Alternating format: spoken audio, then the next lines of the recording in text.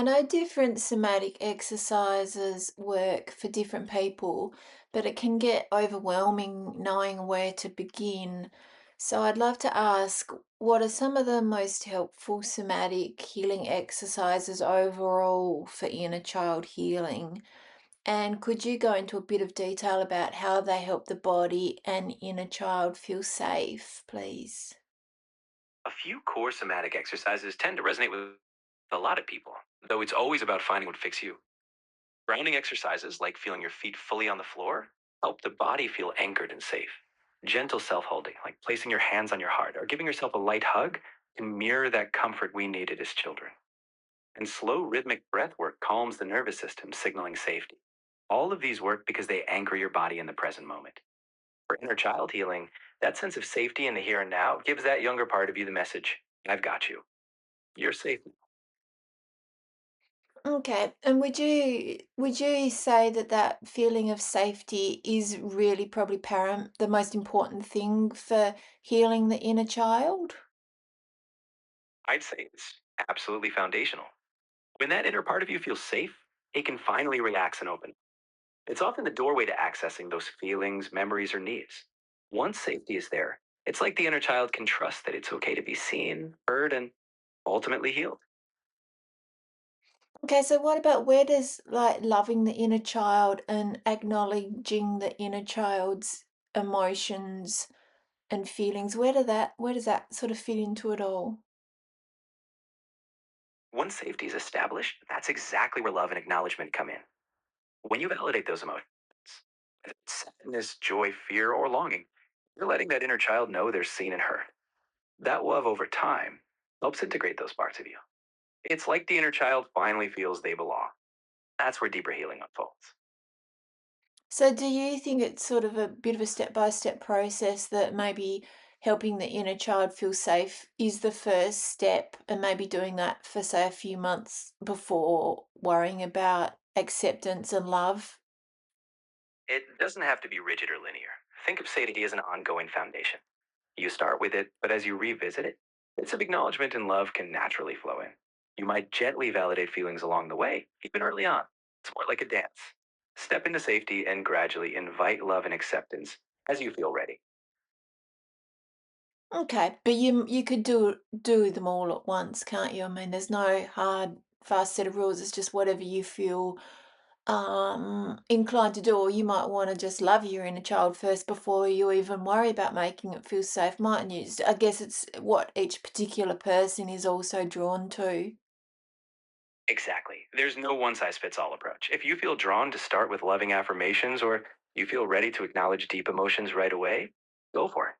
What matters most is what resonates with you in the moment. Somatic healing and inner child work are deeply personal, so following your intuition is key. I guess too, it probably fits that if we say that everything is either love or fear based, that if it's not love, then the inner child was feeling fear, so safety is a pretty big one, I'd imagine. You've nailed it. If we're not anchored in love, then there's some form of fear underneath, whether it's fear of rejection, abandonment, or not being enough.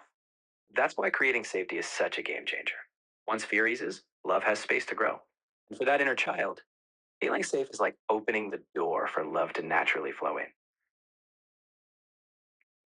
Yeah, great. Thank you. That's very helpful for those of us who tend to feel a little bit overwhelmed sometimes with healing and where to start. It makes us not feel so alone in that process.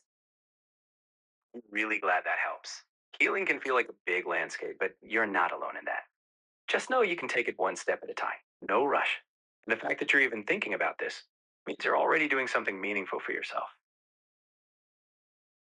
Yeah, and with like evolution of the planet, I mean, I know healing has been around for a long time, but it wasn't so mainstream. I mean, no one really talked about it until the last few years that I'm aware of.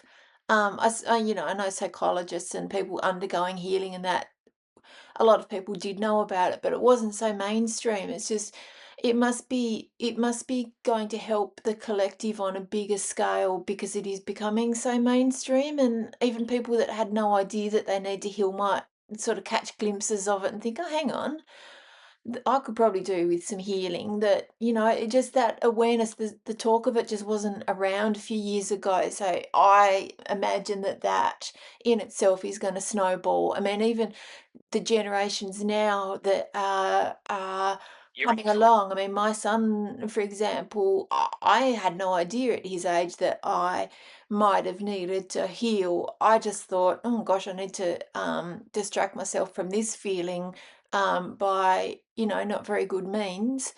And so I've carried a lot in my life until the last few years when I realized, oh, hang on, I'm supposed to heal all of this. So even say his generation, even if he's not wanting to do it, it sort of exists more in the universe. And even if he's not wanting to do it, I've mentioned it. So at least even if he doesn't want to do it, he knows it exists. But I didn't even know it was a thing that we needed to do back in my generation. So at least this generation have got that information out there much more readily, even if they're not ready for it on their own path yet.